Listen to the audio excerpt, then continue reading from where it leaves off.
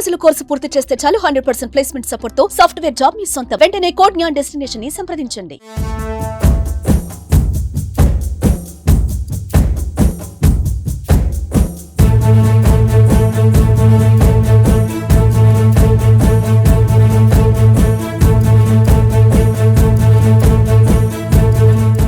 జనసేన ఆవిర్భావ సభకి ఎంతోమంది అంటే ప్రపంచం నలుమూలల నుంచి వచ్చారు. లాజిస్టిక్ కమిటీలో మెంబర్ కంది రవిశంకర్ గారు మన ముందున్నారు. సార్, ఎన్ని రోజుల నుంచి ఈ కార్యక్రమం జరుగుతుంది? అంటే ఏ ఒక్కరితో అయిపడే పనే కాదు. ఇంతకుముందు కేకే గారు ఇంటర్వ్యూ చేసినప్పుడు ఒక 400 మంది సుభిక్షమైన సైనికులను ఆయన అనుకున్నారండి. ఆయన ప్రోగ్రామ్ కమిటీ చైర్మన్.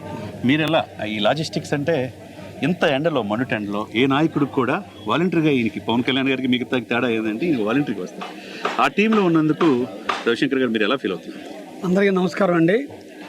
ఈరోజు రేపు ఉదయాన్నే ఈ పండగ చాలామంది ఎదురు చూస్తున్నారండి.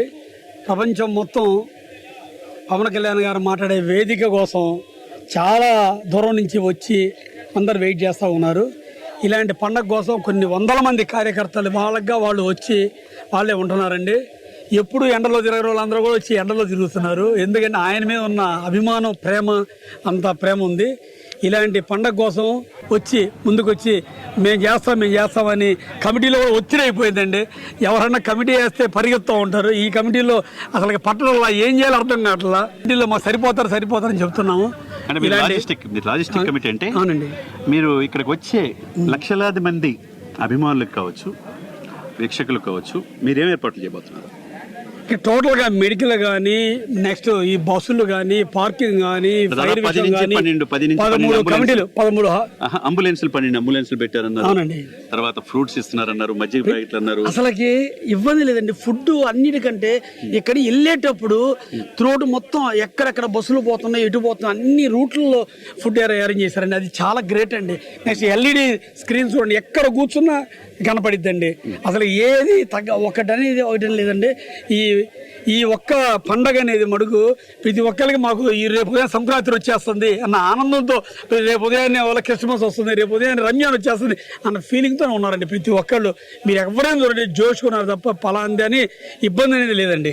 ఎంతమంది రావచ్చు ఈ సభకి? ఈ సభకు నాకు తెలిసి లక్షల్లో ఉన్నారండి. అసలుకి ఊహించాం మేమంటే డబ్బులు పెట్టి తోలేదు. సమావేశం మచిలీపట్నం 7 నుంచి 8 లక్షలు అన్నారు. ఇప్పుడు 10 నుంచి 12 లక్షలు అంటారు. నాకు తెలిసి 15 నుంచి 20 లక్షల దాకా వస్తారండి.